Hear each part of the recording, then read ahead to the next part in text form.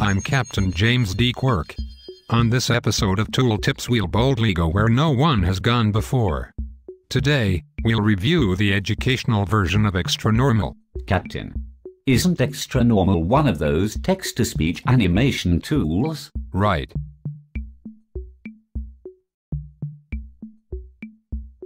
I am on a continuing mission to explore the potential for students to present their academic writing in new media projects.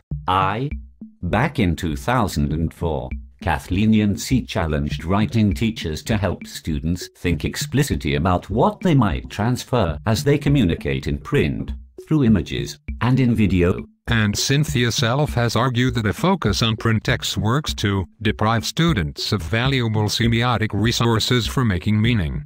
I want students to use a range of tools to advance ideas.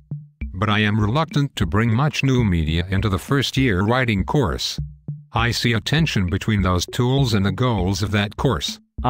Captain. They often require instruction. I worry that embedding movie projects into freshman writing can distract from the emphasis on writing. You're using Xtranormal in the writing class. What changed your mind? Two things, really. First, Xtranormal is simple to use. The character set's already made. Camera angles, motions, and sounds are added through a drag-and-drop interface. The Educator account has a dashboard for managing student projects. And it includes all of Xtranormal's sets and characters. Second, the medium frees students from some constraints of academic writing. Some of the projects are less formal presentations of ideas students engage in their papers. But what have you done with Xtranormal in the writing classroom?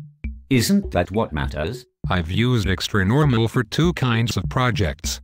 The first requires students to put ideas from multiple readings together in a conversation.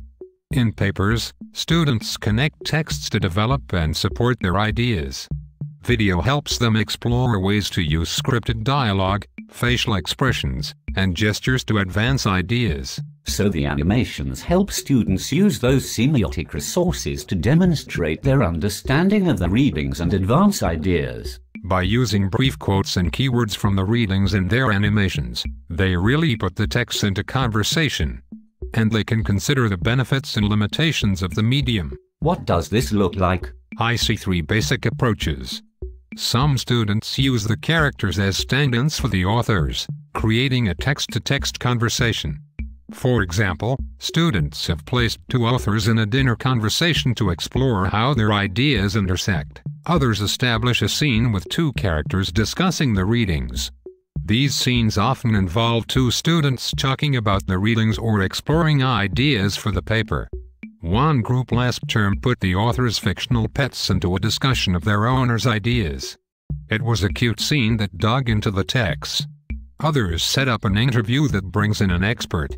For example, in a project that critically examined Trisha Rose's book Hip Hop Wars, two students put Reverend from Run DMC at the table with James Scott in a Larry King-type interview.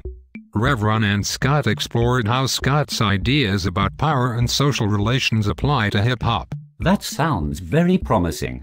What's the other project? We create animated grammar or writing lessons. Plural versus possessive, comma splices, and usage errors are some of the projects students have taken up. This sounds like Schoolhouse Rock. Beginning with a self-diagnostic, students identify grammar and usage issues that trouble them. They work in groups on an animation that teaches one of these issues. Xtranormal sounds like a great technology for the freshman writing class. It's not perfect. The cloud-based versions limit you to two characters. The characters are stationary, so they don't make much use of the set.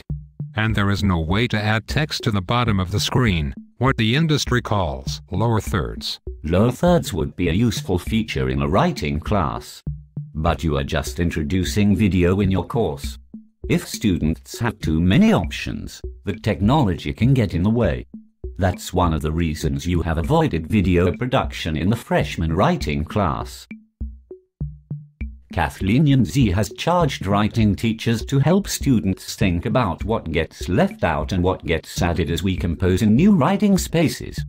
Does Xtranormal help students consider what a video presentation of academic ideas might do that a textual presentation doesn't? The animated conversations do explore relationships between ideas. Students bring text together in meaningful ways. And the projects use gestures and characters in ways that add to the spoken words. But students struggle to advance their own arguments in the process.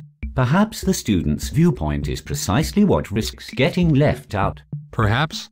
Or perhaps I have to work harder to help students find ways to present arguments through animated dialogue.